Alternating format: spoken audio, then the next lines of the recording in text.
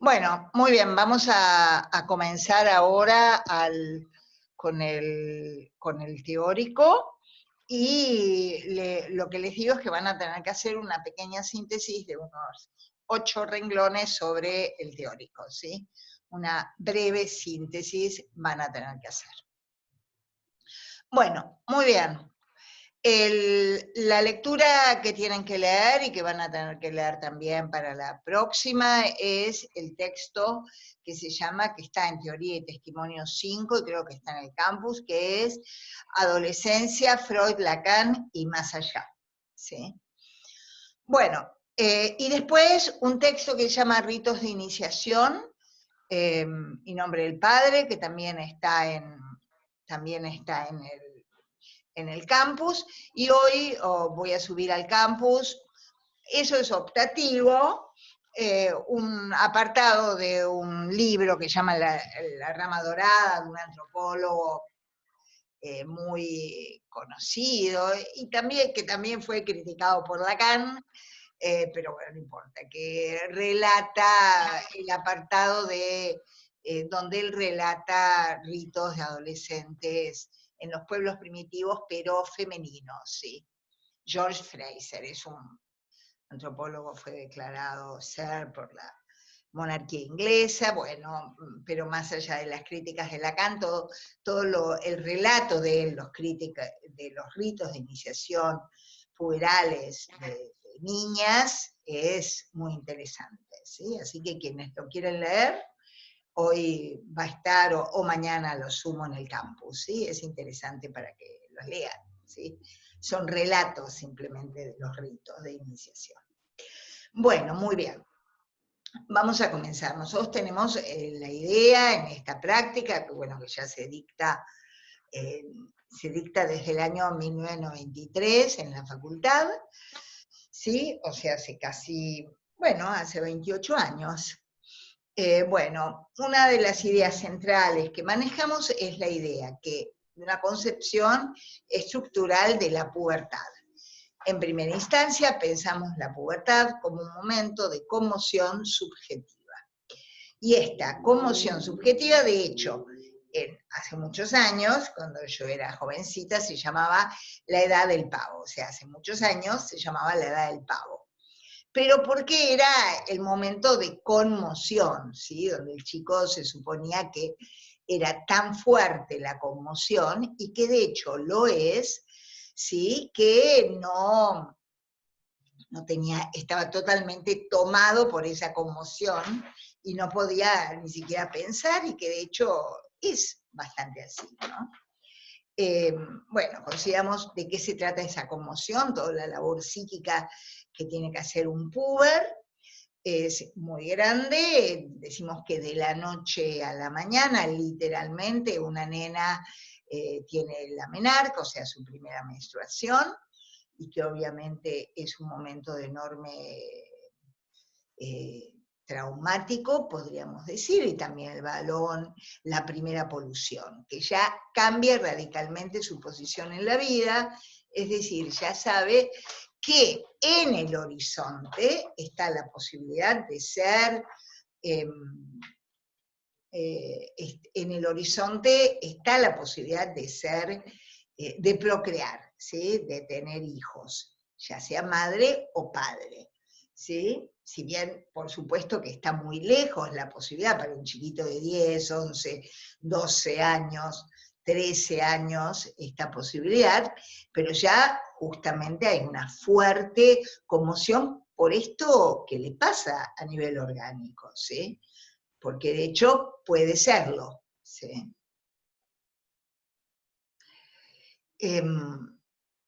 Esto es la posibilidad también de que todo encuentro sexual más adelante, porque ahora no vamos a tener tiempo, hay una obra de teatro que se llama Despertar de Primavera, que es muy interesante, y si la pueden conseguir, yo no.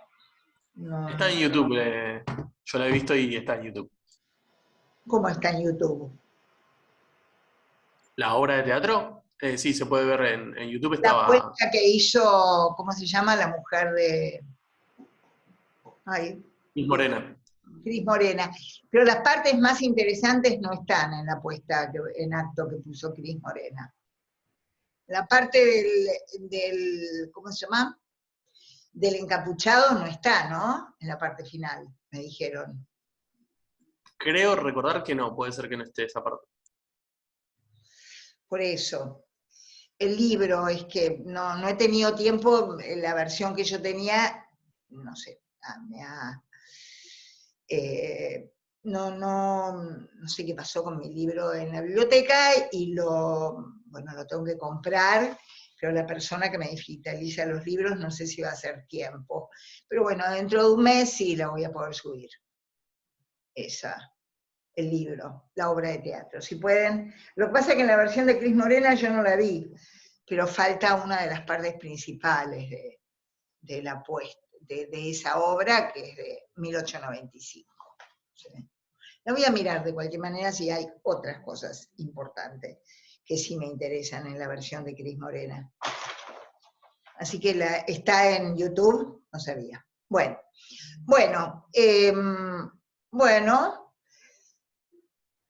tenemos también el hecho de que ya la sexualidad tiene consecuencias, digo, porque en esa obra hay algo de la sorpresa de los chicos, de que dejan embarazada, ¿no? De que se dejan llevar por la pulsión, de alguna manera es la visión de Wedekind, el autor que la escribió a fin del siglo XIX,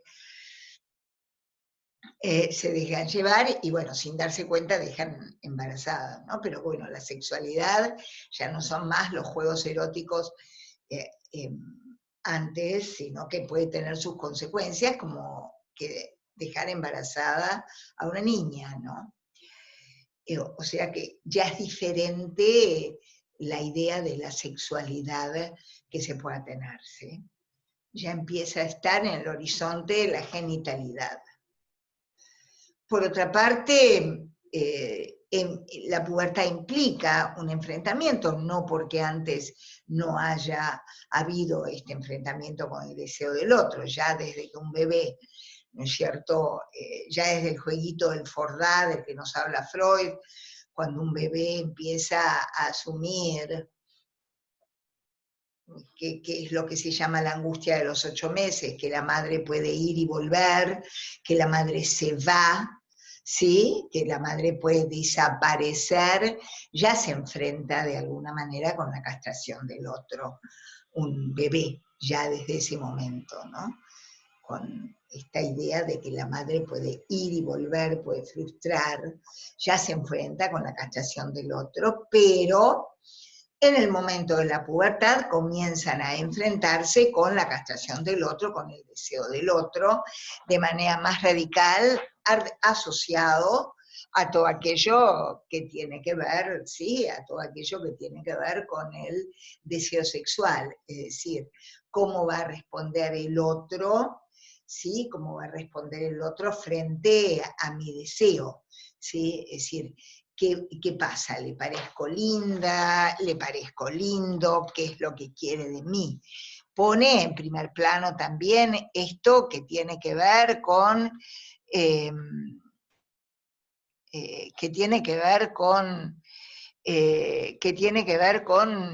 la pregunta por el deseo del otro, ¿sí? Esto es muy importante.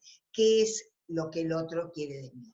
Esto se pone en juego en general, en todos los viajes, y ustedes escuchan los chicos cuando hacen los viajes de egresados y piensan que ahí seguro va a pasar algo, hay algo de esto que se pone en juego, ¿no? Es decir, ¿qué quiere? ¿Qué espera el otro? ¿Qué es lo que espera el otro, no? ¿Qué espera? ¿Qué espera el otro de mí, no? ¿Cómo puedo hacer para seducir a ese chico, esa chica? ¿Qué puedo hacer yo para seducirlo o para ser seducida? O miedo a ser seducida, o miedo a ser mirada demasiado. Se pone en juego todo el tiempo el deseo del otro, y esto es un elemento sumamente importante, ¿sí? Podemos decir que a diferencia, ¿sí? Vamos a diferenciar pubertad, ¿sí? Vamos a diferenciar este momento de la pubertad, que también otro elemento central son los cambios corporales, ¿no? Implica una enorme conmoción del subjetiva, todos los cambios corporales que se dan en este momento, ¿sí? Un chico puede llegar a cambiar, ¿no es cierto?, asumir el crecimiento, asumir que se puede, ¿no? que se puede crecer un montón de centímetros en un solo año, que empiezan a ver los caracteres sexuales secundarios. Todo esto implica un proceso psíquico muy importante, ¿no? Que el chico está prácticamente concentrado en eso, ¿sí? En esa cuestión. O sea, es un trabajo intrapsíquico importante. Bueno, vamos a decir que nosotros diferenciamos este momento de la pubertad, caracterizada por la conmoción subjetiva, que implica la posibilidad efectiva asociada a la posibilidad efectiva de realizar el acto sexual y ser padre, y todo este proceso de tener que procesar una imagen en el espejo, una imagen corporal totalmente diferente, llamamos a esto pubertad, y lo vamos a diferenciar de adolescencia, que pensamos que, por lo menos nosotros lo consideramos, como que está determinado por cuestiones sociológicas, culturales e históricas, ¿sí? De hecho, ustedes van a ver, bueno, en estos ritos de iniciación, por eso les pido que lean ese artículo mío sobre los ritos de iniciación, lean también porque son interesantes, estos ritos que Fraser relata sobre los ritos puberales femeninos, que son ritos de iniciación. Antes, en los pueblos primitivos, el pasaje de ser niño a ser adulto, que en definitiva eso es la adolescencia, ¿sí? El pasaje de ser niño a adulto, estaba marcado por un rito de iniciación, ¿sí? Estaba marcado por un rito de iniciación. Rito de iniciación que podía durar 3 días, como podía durar años, ¿sí? Hay distintos momentos de estos ritos de iniciación, se llaman ritos de separación, ritos liminares, ritos postliminares, o sea, los ritos de iniciación tenían distintos momentos, ¿no? Pero lo interesante centralmente de estos ritos de iniciación es que eran ritos, sobre todo en los varones, que implicaban, los ritos de separación implicaban el rito de separación de la madre, ¿no? Esto es muy interesante. Habían ritos donde un niño era arrancado de la madre, ¿sí? Había todo un escenario donde las madres lloraban, y que de alguna manera la adolescencia es eso, ¿no? Un sujeto se tiene que separar del otro primordial, lo vamos a ver después, en una operación que la Lacan llama operación de separación, y estos ritos de iniciación estaban diferenciados en ritos de separación, ritos liminares, que eran cuando los llevaban a los chicos y les daban todas las, los llevaban a los chicos y estaban como en un tiempo de suspensión donde no estaban en el mundo, por eso llaman liminares, donde no estaban en el mundo, no estaban en el mundo del niño, en el mundo de los adultos, donde se les enseñaban, que sería lo que ahora sería la escuela, todos los conocimientos para ser hombre, ya sea si iban a ser agricultores o iban a ser guerreros. Se les daba todos los elementos y se los introducía en lo que llamaban los sacras, o sea, los secretos sagrados, ¿sí? Que únicamente los hombres podían conocer, no un niño. Y después estaban los ritos postliminares que implicaban la entrada en el mundo de los adultos. Y es muy interesante porque muchos de esos ritos implicaban que se les daba un nuevo nombre, ¿sí? Se les daba un nuevo nombre, como que perdían ese nombre que tenían de niño y se le daba un nuevo nombre. Después vamos a repensar estas cuestiones a la luz de las operaciones de alienación y separación, ¿sí? Bueno, estos ritos en los pueblos primitivos no podemos pensar que digamos, en la sociedad actual ya no quedan rastros de estos ritos de iniciación, que tenían la ventaja que el pasaje de ser niño a ser adulto no era angustiante, ¿sí? El niño ya sabía y ya tenía marcado, y era marcado cuál iba a ser su destino, ¿sí? Si iba a ser agricultor, si iba a ser guerrero, cuál era su destino ya estaba marcado por la sociedad, y era un pasaje marcado y apoyado por toda la comunidad, ¿sí? Pero tenía la contra de que no se podía ir más allá de esto, del destino que estaba marcado por el otro, ¿sí? Tenía esa contra, únicamente podía tener ese camino, ¿sí? Podía llevar el camino que estaba marcado. En nuestra sociedad, la entrada al mundo de los adultos es mucho más traumática porque no hay referencias claras, sobre todo en esta sociedad donde rige el discurso capitalista, ¿sí? Con lo cual es todo mucho más incierto para un adolescente. El camino, el pasaje entre ser puber y hasta ese momento donde es reconocido como un sujeto responsable de sus actos tan jurídicamente, ¿sí? O sea, la adolescencia está atravesada por cuestiones también jurídicas, ¿no? Históricos, socioculturales y también jurídicas, ¿sí? Y la clínica con adolescentes es atravesada por esa cuestión jurídica, porque nosotros estamos atendiendo a sujetos que no son lo que Freud llamaba sui juris, o sea, independientes en cuestiones esenciales de la vida, tanto económicas como jurídicamente.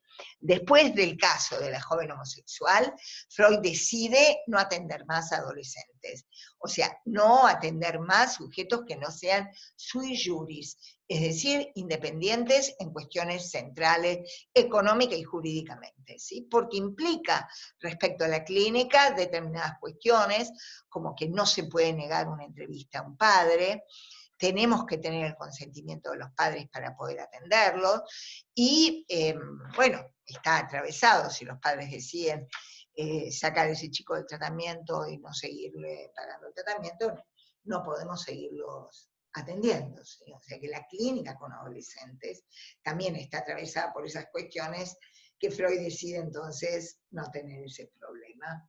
Cuestiones que nosotros sí decidimos, problemas que sí decidimos tenerlos, pero no deja de ser un obstáculo en la clínica que hay que saber hacer con eso. Es por eso que también vamos a encarar el tema de la entrevista a padres en estos teóricos, ¿sí? Bueno, también sabemos que en otros momentos históricos fue diferente, no solo en los pueblos primitivos, sino que en realidad el concepto de adolescencia comienza con Margaret Mead, ¿sí? O sea, ya muy tempranamente en el siglo XX, pero antes no existía el concepto de adolescencia. Un niño pasaba a ser adulto, ¿sí? En la época medieval estaban los talleres de oficio donde el niño, en el mejor de los casos, uno se ponía a trabajar a los 7 años, iba y tenía un oficio a partir de los talleres. A partir de los talleres no existía ese concepto de adolescencia hasta muy temprano en el siglo XX, hasta este siglo, ¿no? No existía el concepto, se pasaba de niño a adulto. Bueno, por eso pensamos que es un concepto también histórico de los distintos momentos históricos del mundo. Bueno, Freud habla de pubertad, ¿sí? Freud habla de pubertad a comienzos también del siglo XX y adolescencia ya con la joven homosexual. Bueno, también es social, porque sabemos que más allá de que está la ley de los derechos del niño, que dice que el niño tiene derecho a no trabajar, bueno, es muy distinto un adolescente de Villa 31 que un adolescente de Punta Chica en San Isidro, ¿no? Son dos mundos totalmente diferentes, ¿sí? Un niño, más allá de la ley de los derechos del niño, a los 12 años o antes ya están trabajando, ¿sí? O sea que tiene esa incidencia que no podemos obviar en la idea que nosotros tenemos, en el concepto que nosotros tenemos de adolescencia y también en la clínica, ¿sí?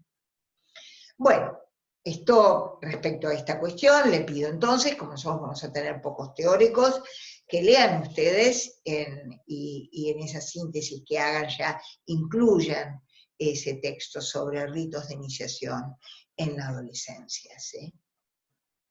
Y bueno, y quienes tienen ganas de leer esos relatos sobre ritos de iniciación plurales femeninos, leanlos, que son muy interesantes.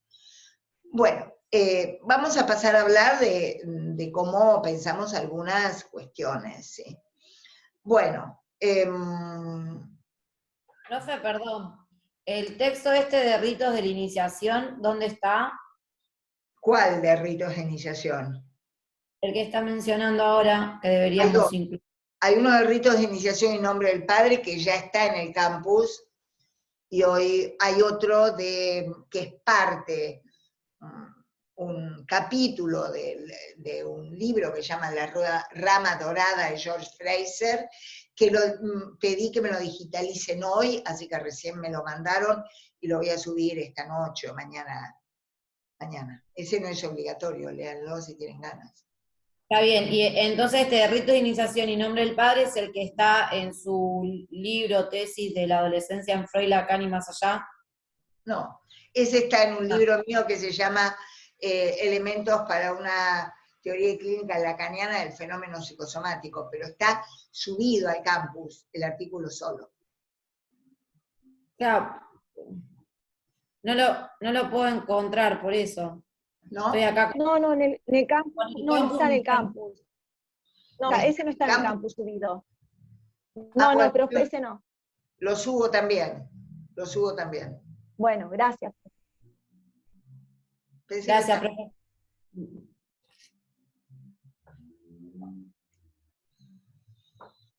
Bueno, esperen que voy a anotar.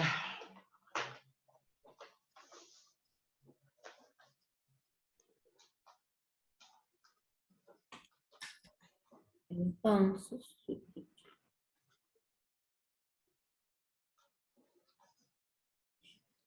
Bueno, muy bien, subo los dos.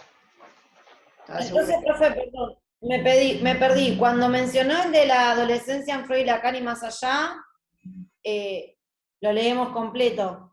Sí, porque ahora voy a exponerlo y después lo leen.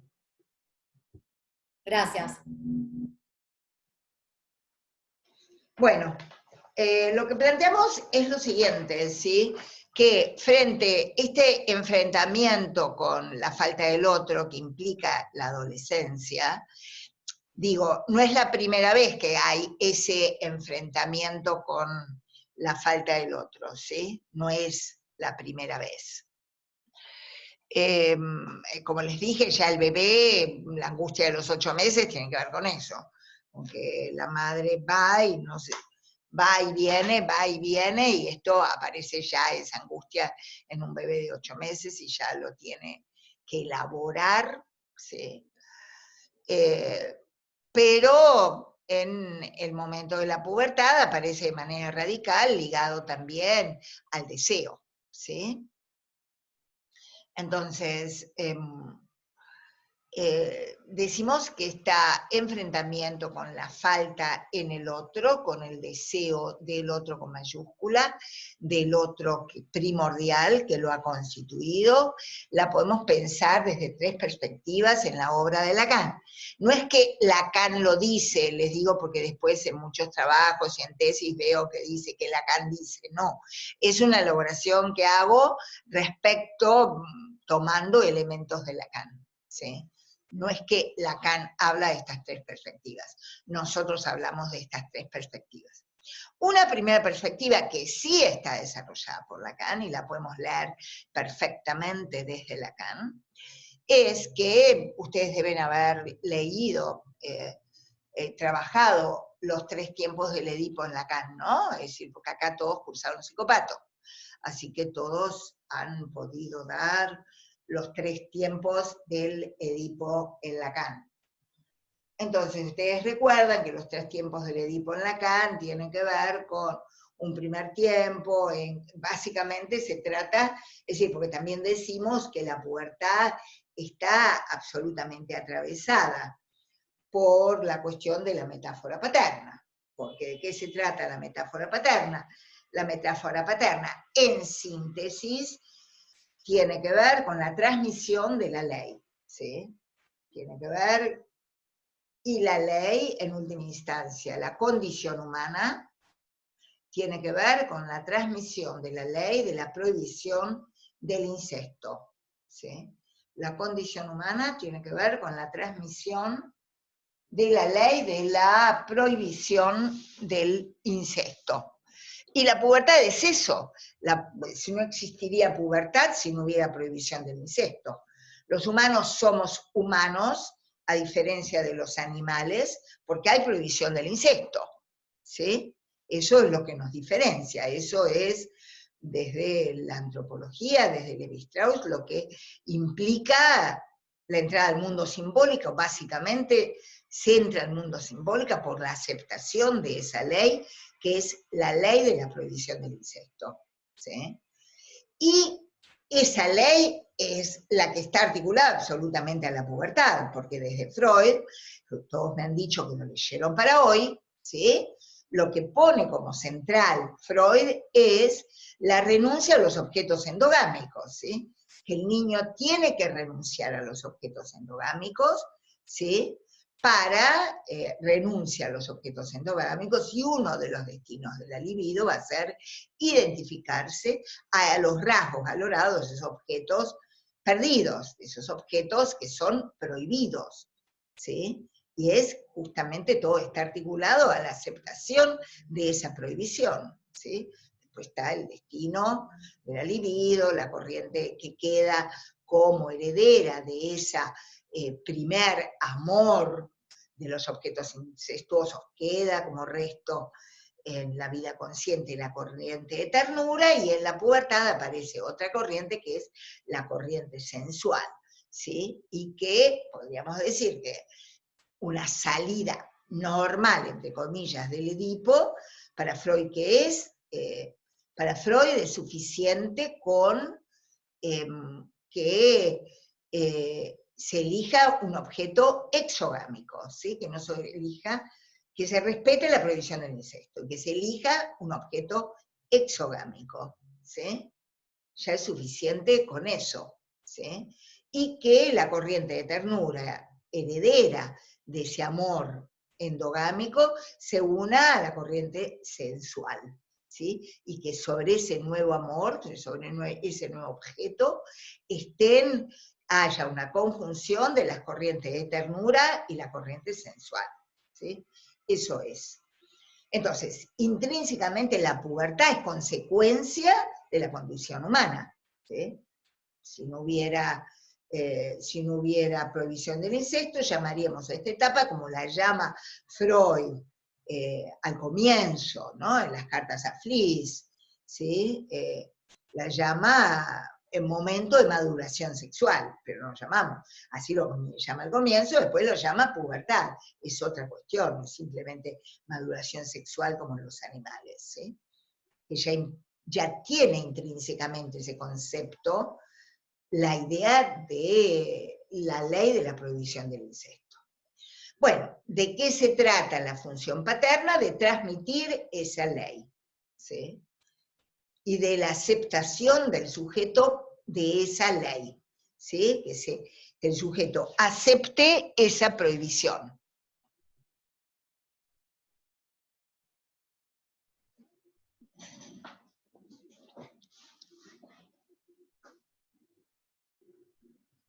que el sujeto acepte esa prohibición, ¿sí? Entonces, esta aceptación de la ley se da en 3 tiempos. Un primer tiempo que implica, como lo voy a decir muy brevemente, ¿sí? Que implica qué desea mi madre, mi mamá, es decir, el nombre es el falo, ¿sí? ¿Qué desea mi madre? El falo. Esto está ligado a la ecuación simbólica de Freud, que quiere decir pene, regalo, dinero, niño. ¿Qué decía mi madre? Pene, regalo, dinero, niño. En ese primer tiempo el niño se identifica a este lugar fálico de ser el falo de la madre. ¿Qué decía mi madre? El falo. En ese primer tiempo. Un segundo tiempo, que tiene que ver con que la madre acepte una ley que está más allá de ella, ¿sí? Una ley de la prohibición del incesto, ¿sí? Podríamos decir, que está más allá de ella, más allá de su capricho, y que posibilita, vendría a ser, el nombre del padre es ese palo que está, que impide que la madre devore al niño. Lacan en seminarios posteriores habla de un palo que pone freno a esa boca de cocodrilo, un palo que sería que impide que la boca de cocodrilo devore al niño, o sea, que la madre devore al niño. Para esto es necesario que la madre reconozca una ley más allá de ella. Y un tercer tiempo que tiene que ver con la donación, que es importante y eso nos importa respecto a la pubertad, ¿sí? Entiendo que estos 3 tiempos, ustedes ya lo vieron en el psicopato, ¿sí? Pero nos importa el tercer tiempo. El tercer tiempo es el momento en que el padre o quien esté en el lugar del padre, porque es importante saber, ¿no? Que justamente me importa, bueno, eso recién les voy a poder digitalizar, no creo que tenga tiempo de digitalizar, mi secretaria antes se va el jueves afuera, de digitalizarme esa obra, pero después la van a poder leer dentro de un mes.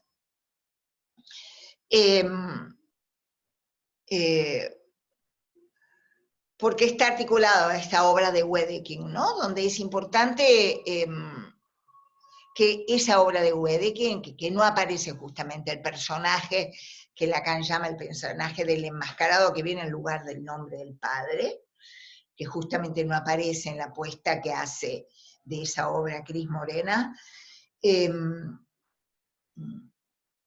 Bueno, en función de eso, que es un enmascarado que lleva una máscara de mujer, y que sin embargo Lacan lee ahí que él está encarnando el nombre del padre, y justamente va a decir, el nombre del padre es un semblante, es una máscara, y cualquiera lo puede encarnar, puede ser que sea la abuela, puede ser que sea una mujer, ¿sí?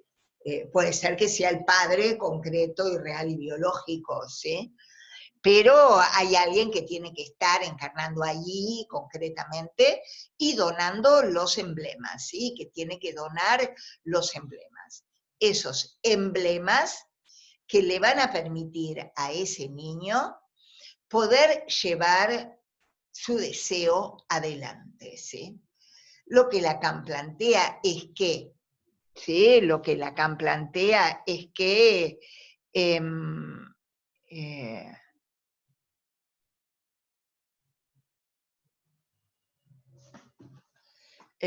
lo que Lacan va a plantear es que, perdón, estaba viendo una en el grupo de Clínica con Pures. No.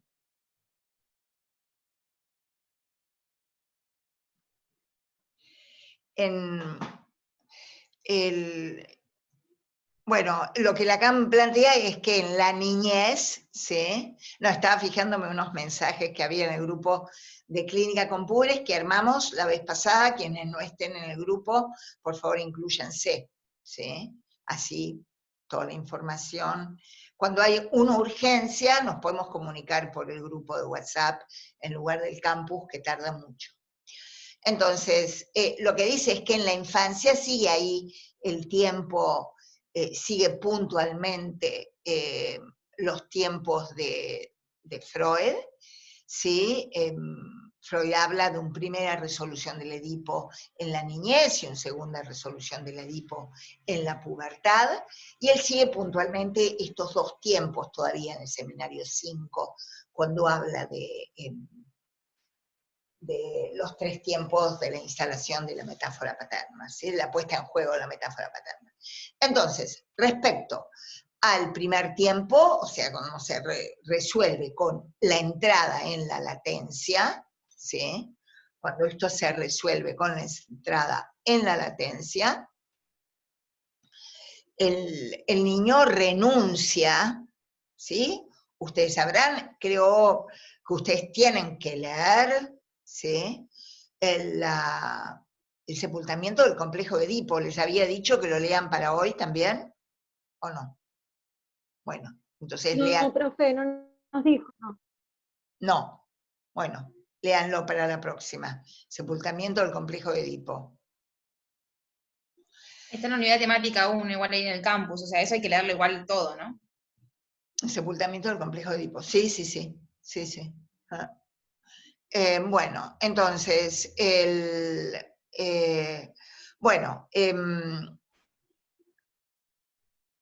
o sea, hay un tiempo, ¿no es cierto?, en la cual hay una resolución del Edipo en el primer tiempo que implica la entrada en la latencia, donde Freud es muy claro, el varón sale del Edipo para resguardar su virilidad, ¿sí?, por la amenaza de castración, el niño sale del Edipo, ¿sí?, y la niña entra en el Edipo, de la cual se supone que la niña no sale nunca. La mujer, pero no sale del todo. Pero lo que es interesante es la cuestión de que él lo plantea en 2 tiempos, ¿sí? Porque supone que la resolución del Edipo en la infancia implica la entrada en la latencia. Ahora, como estamos en el discurso capitalista, en una sociedad donde rige el discurso capitalista, que ya lo vamos a ver, donde todo es más laxo, donde todo es más laxo, podríamos decir, ¿sí? Entonces parecería que escuchamos que no existe nunca la latencia, ¿sí? La latencia parece una cuestión histórica, ¿no? No sé si soy clara en esto, ¿no? Donde no es tan claro que un chico de 6, 7 años entre al colegio y estamos en la latencia, donde se ha reprimido todo, no. Justamente no estamos. La latencia está bastante puesta en cuestión porque determinados organizadores también están puestos en cuestión. Pero bueno, se supone que un niño entra en la latencia y renuncia a los objetos incestuosos, al amor al objeto incestuoso. Y guarda esos títulos y justamente renuncia a la habilidad para poder ponerla en juego en el momento de la pubertad, y guarda esos títulos en el bolsillo. Después tenemos ese segundo momento, que es la pubertad, para Lacan, donde el niño tiene que poner en juego esos títulos, ¿sí? Bueno, y los pondrá como pueda, esos títulos, ¿sí? Y esa es una manera de responder a la convocatoria que implica en la pubertad el enfrentarse con el deseo del otro, ¿sí? En principio, en una psicosis donde el nombre del padre no ha sido admitido, donde el nombre del padre que está articulado a la ley no ha sido incorporado, vamos a ver que es un momento, el momento de tener que enfrentarse con el deseo del otro, ¿sí? Que ha sido enfrentarse con el deseo, que ha sido enfrentarse con el deseo del otro.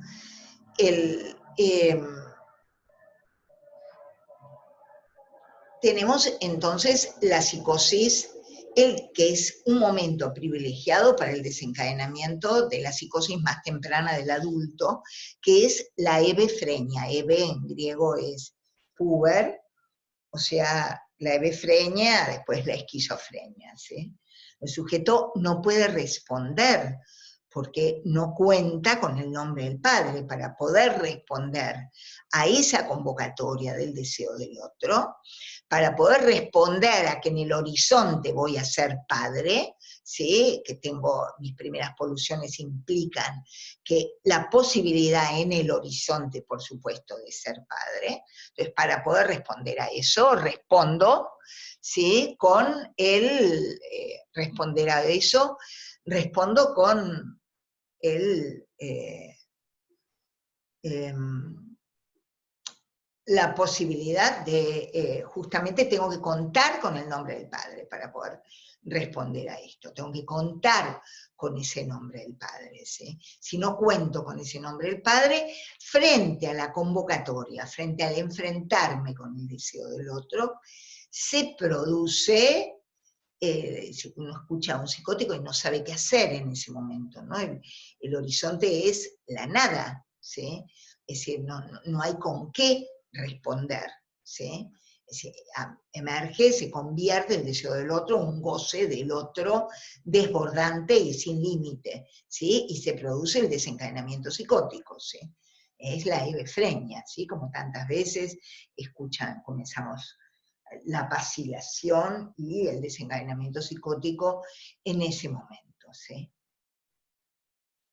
El otro día en el práctico de asistir hubo, no sé si están acá, los que estuvieron presentes en una admisión donde una nena de 13 años parecía un momento de desencadenamiento psicótico, ¿sí? Sí, yo estuve ayer. Sí. Bueno, es un momento, ¿sí? Privilegiado para el desencadenamiento de la psicosis, ¿sí? Con lo cual, bueno, después tenemos que el otro lo va a hacer como pueda, ¿sí? Porque, digamos, nunca la metáfora paterna es exitosísima, ¿sí? Nunca la metáfora paterna es exitosísima, entonces un niño va a enfrentar el deseo del otro con los emblemas. Emblemas son los títulos, pero él está hablando de títulos como títulos nobiliarios, algo que se dona, por supuesto metafóricamente el título nobiliario, ¿sí? Es un don, es algo que se dona, algo que ese sujeto tiene como herramienta para andar en la vida, no solo respecto al deseo del otro, de ese otro, del partener, del chico o chica que le gusta, sino también para poder encauzar su propio deseo en la vida, ¿sí? Que me gusta, si me gusta tocar el piano, si me gusta la música, si me gusta hacer deporte, si me gusta leer, si me gusta, bueno, para poder llevar adelante un deseo en la vida. Tenemos justamente, vamos a ver, el discurso capitalista en estos tiempos donde todo está en laxo, que nos encontramos justamente con esta crisis respecto al deseo, y nos encontramos con tantos adolescentes tan abúlicos, bueno, que la pandemia puso en primer plano también, ¿sí? Donde el deseo parece perdido, ¿sí? No queda claro que tengan algún vínculo con el deseo, pero esto también tiene que ver con no cuentan con esos títulos, porque no solo son los títulos para poder acceder al chico o chica que le gusta, ¿sí? Para tener con qué o para poder responder a la convocatoria de un chico o de una chica, sino también esos títulos permiten a un sujeto organizarse respecto a su deseo, ¿sí? Entonces, esta es la primera, la primera perspectiva que tenemos de este enfrentamiento con el deseo del otro, y me parece que ya va a ser suficiente para hoy. Vamos a seguir con las otras dos perspectivas la próxima, ¿sí? Porque ya me parece que si no va a ser demasiado. Así que bueno, vamos a concluir acá, voy a concluir acá mi exposición y espero sus preguntas, las dudas que tengan. Sí, profe, yo tengo una para variar. ¿Dónde subimos la actividad, la síntesis de la clase? ¿Hay algún...? Voy a armar una Claro. idea. Genial. Mañana voy a subir estos 2 textos y armo la tarea. Por ahí lo hago hoy mismo. Gracias. Hola, yo quería hacer una pregunta. Sí. ¿Escuchan? Cuando nos encontramos con un desencadenamiento psicótico en la adultez, ¿no? Como por primera vez, ¿cómo podemos pensar el atravesamiento de la pubertad de esa persona, digamos, sin estos títulos? ¿Cómo pudo haber sorteado este tiempo, ¿no? Estos procesos. Esto es muy interesante. Sí, esto es muy interesante, esta pregunta. Ahí tenemos a Schreber, ¿no? Schreber no se desencadenó en la pubertad, y bueno, habrá ahí surfeado, hecho lo que pudo. De hecho, Schreber no tuvo hijos, ¿no? No sabemos qué hubiera pasado si Schreber hubiera tenido hijos. Recién se brota en el momento en que es nombrado miembro de la Corte Suprema de Sajonia, en el momento en que pasa a ocupar un lugar paterno, podríamos decir, frente a todos los otros jueces que eran mayores que él, ¿no? Y esto es lo que lo desencadena. También, por supuesto, que tiene que ver con haber tenido que poner en juego el nombre del padre. Bueno. Claro, pero bueno, como el deseo sexual, el encuentro sexual es algo tan potente, digamos, me llama, no sé cómo son estas suplencias, tal vez, no sé, algún referente que tenga presente, como el caso ese de Lacan. No creo que haya sido una suplencia, porque en la suplencia, a ver, alguien puso algo. Un segundo. Muy bien, Karenina Grosso, la respuesta que dio. Pero bueno, sí, creo que es lo que dice Karenina ahí en el chat, ¿sí? Suplencia, cuando hay una suplencia, es algo, se genera algo más estable, ¿sí? Como por ejemplo en Joyce, que ya lo vamos a ver, se da una compensación más estable, un anudamiento que no se desanuda. Sí, una compensación, efectivamente, como bien dijo Karenina Grosso en el chat, una compensación imaginaria, ¿no? Ustedes deben haber estudiado en Psicopato ese capítulo del seminario 3, donde se habla de las compensaciones imaginarias, ¿sí? ¿Vieron el capítulo donde ese paciente de Catán, que estaba compensado imaginariamente? Tal cual. Seguía todo lo que hacía el amigo y cuando... iba a nombrar. Perdón, no, que seguía todo lo que hacía el amigo y cuando se le presenta que la chica no gustaba de él no tiene ahí cómo responder a eso, ¿no? Y justamente ahí Lacan dice que el nombre del padre hace de carretera principal, ¿no? Para poder vincularse con el otro sexo. ¿No? Absolutamente. Ahí es el momento de la pubertad, no de la adolescencia. Pero bueno, habrá habido una compensación imaginaria más exitosa que en el paciente de Catán, ¿sí? Entonces veo que todavía lo siguen leyendo en Psicopato, ¿sí? ¿Sí? La compensación imaginaria, ¿sí? Hay que pensarla en caso por caso, por qué se pudo ir atravesando, ¿no?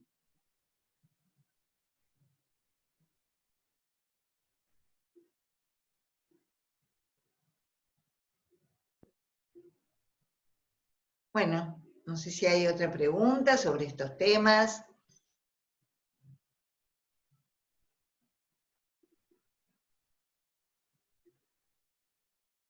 ¿No? Consulta, las actividades para subirla tienen nota y tenemos un tiempo límite para subirlas también. Esas 2 preguntas eran.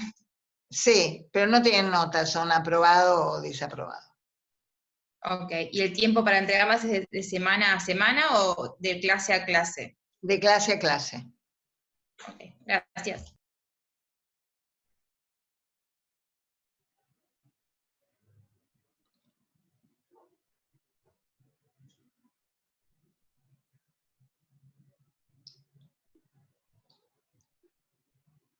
¿No les ha generado ninguna duda la exposición?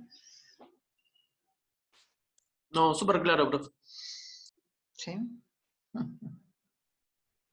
A mí me pareció interesante lo que empezaste a plantear sobre esta época, cómo esta época está cambiando esto de la ley, ¿no? De la implantación de la ley, y bueno, me gustaría ver si en algún momento por ahí, en alguna otra clase, no sé si se ampliaría un poco el tema. No hay una clase prevista, lo puedo plantear ahora, antes de seguir avanzando con lo más teórico respecto a la ciencia.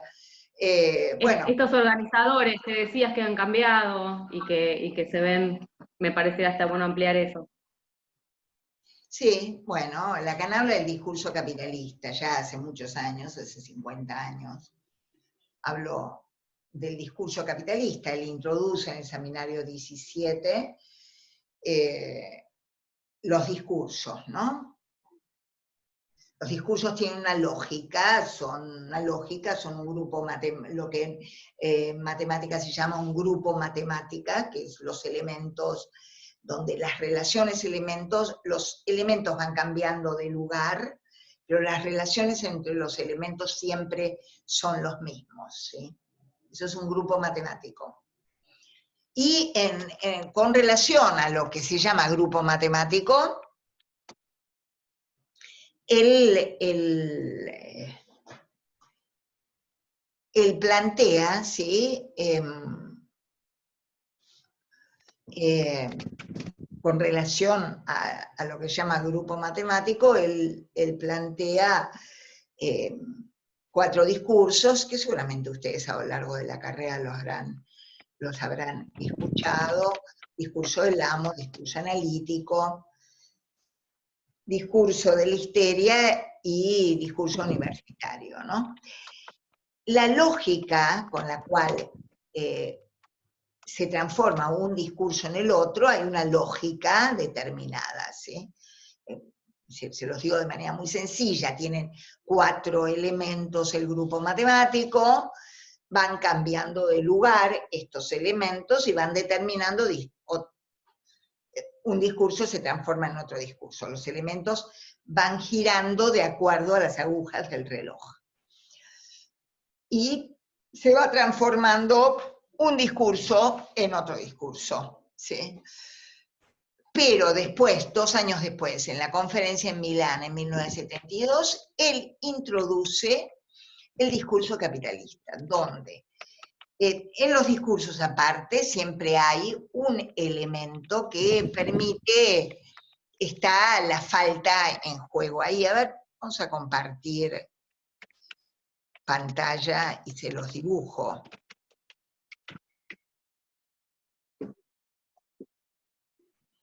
Con toda la dificultad que tiene, a diferencia de Google Meet,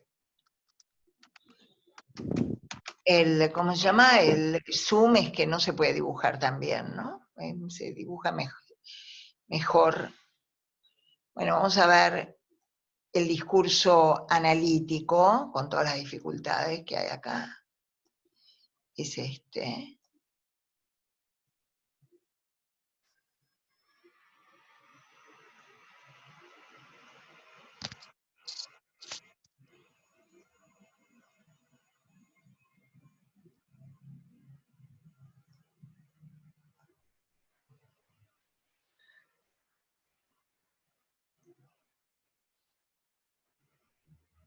¿Sí? Bueno, este discurso, siempre en la parte de abajo hay un punto que no se puede, que hay una falta, ¿sí? O sea, no se pueden comunicar los 2 elementos de abajo. Pero los elementos cambian de acuerdo a las agujas del reloj, ¿sí? Este discurso, que es el discurso analítico, el objeto A, en lugar agente, sujeto dividido, que produce los significantes unarios que se depositan como saber del lado del analista. Pero este discurso se transforma en discurso universitario. Ay, perdón. Yo por lo menos dibujo no sé, no puedo dibujar bien acá. ¿Sí? Tenemos ahí, después vamos a tener acá el A, ven que este es el discurso universitario. ¿Sí?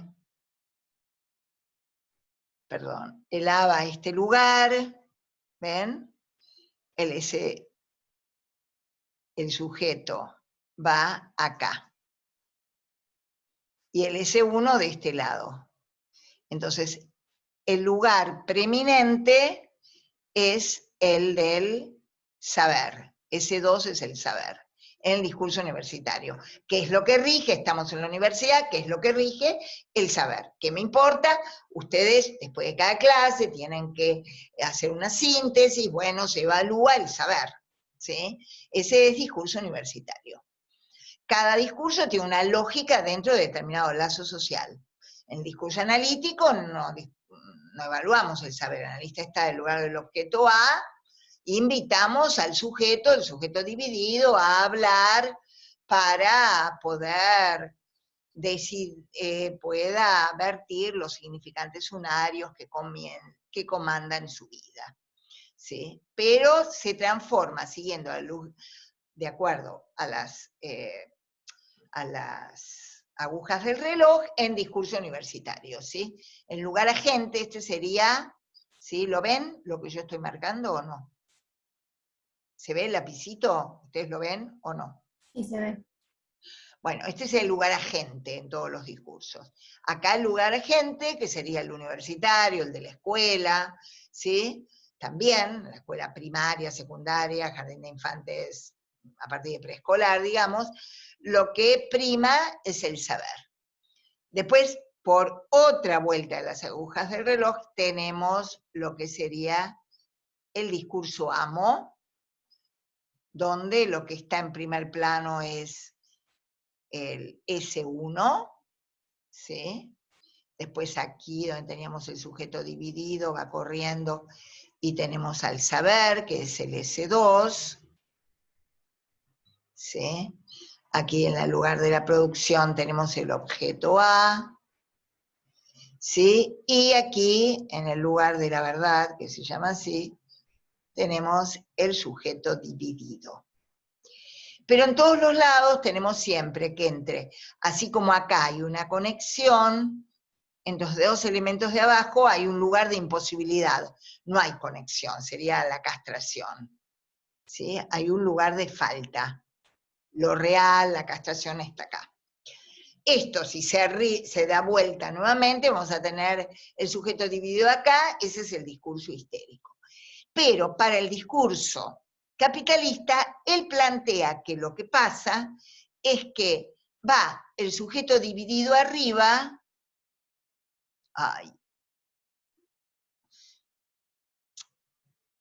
bueno,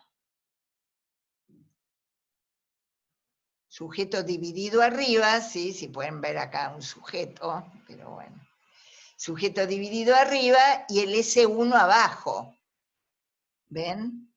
Donde el S1 debería pasar acá, ¿entienden? Pero no se respetan las reglas de la transformación de los discursos, ¿sí? Y por otro lado, tampoco, ¿sí? Tampoco la falta estructural, ¿sí? O sea, se rompe la norma en el discurso capitalista y no se respetan la ley de la transformación de los discursos de un elemento en otro, que es el grupo matemático. Un grupo matemático es esto. Hay los mismos elementos, pero los elementos cambian de lugar, pero las relaciones en los elementos siguen siendo las mismas. La relación entre este lugar, este lugar, este lugar y este lugar es el mismo que la relación en el discurso universitario entre este lugar, este lugar, este lugar y este lugar, discurso amo, entre este lugar, este lugar, este lugar y este lugar. Mientras que en el discurso capitalista no se respetan. Lo que él quiere decir con el discurso capitalista es lo que podríamos decir con el tango siglo XX Cambalache, ¿no? La Biblia en el calefón, donde no se respetan las leyes de organización de los lazos sociales.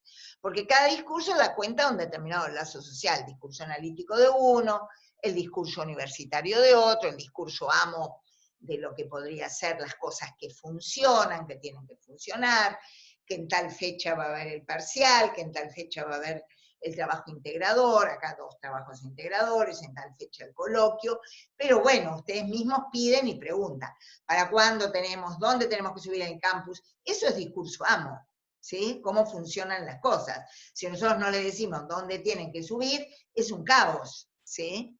Es un caos. Y de alguna manera el discurso capitalista lo que intenta Lacan decir es que da cuenta de una sociedad actual que es bastante caótica, ¿sí?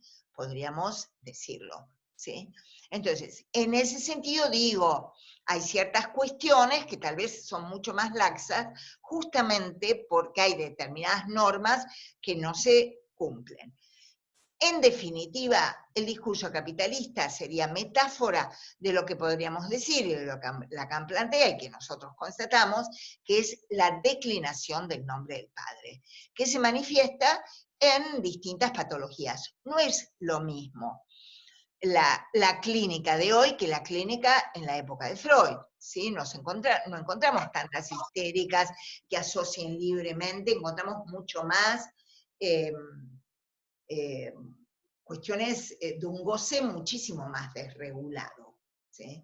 En la clínica mismo hay mucho más anorexia, más bulimias, más adicciones, más psicosomática, ¿sí? Mucho más en la clínica encontramos esto, ¿sí? De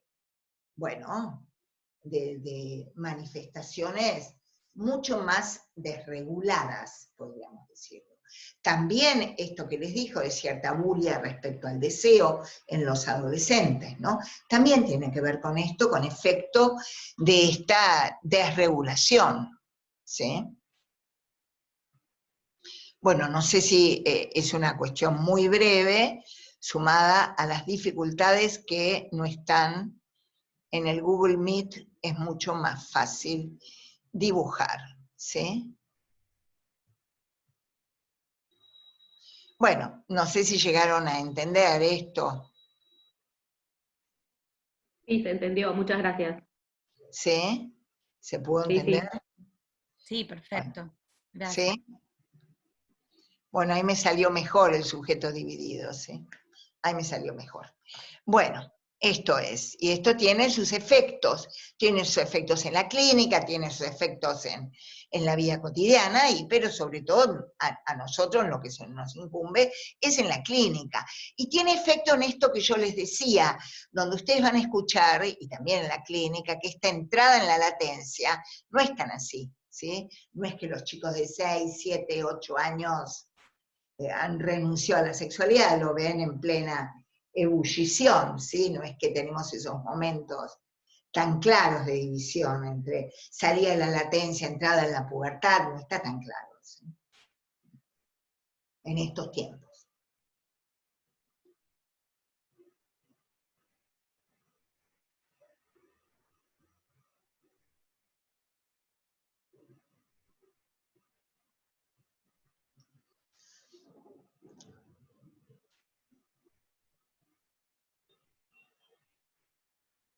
¿Sí? Porque supone que la entrada a la latencia implica el desarrollo de todas las capacidades sublimatorias, ¿no?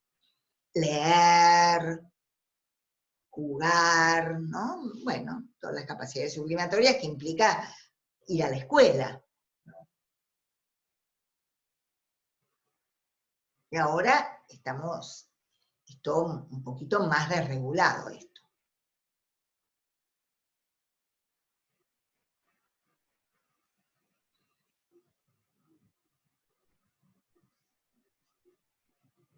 Bueno, no sé si me quieren hacer otra pregunta.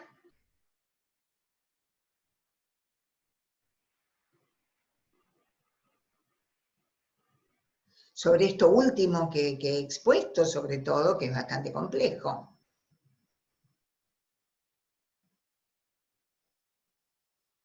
No vamos a poner nota por las preguntas que hagan, todo lo contrario.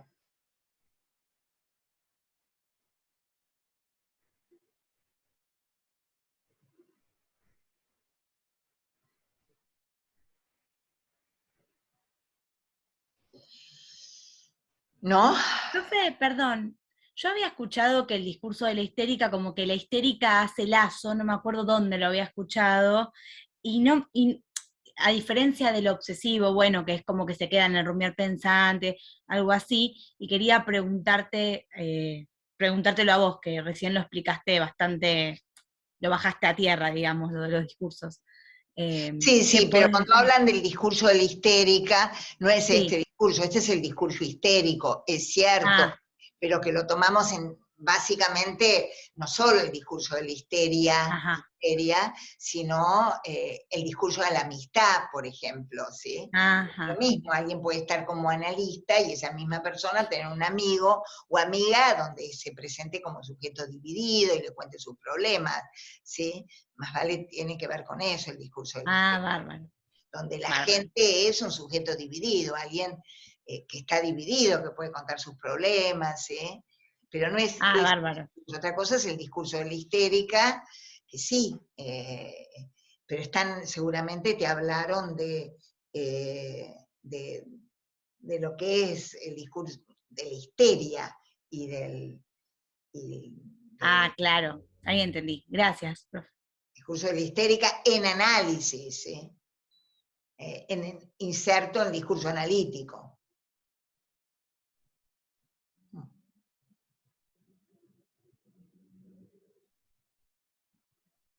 ¿Alguna otra pregunta?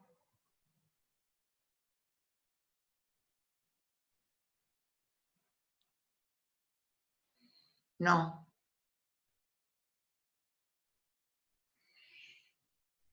No, profe. Bueno, muy bien. Bueno, entonces dejamos acá, la próxima vez seguimos con la otra perspectiva que sería la respuesta fantasmática frente al deseo del otro y las operaciones constitutivas del sujeto que son alienación y separación. ¿Sí? Vamos a seguir con eso. Bueno, muy bien. Bueno, hasta luego, nos vemos. Gracias, profe. No, profe, gracias. Gracias, profe. Hasta luego. Gracias. Buenas noches. Chao, buenas noches, Marcela.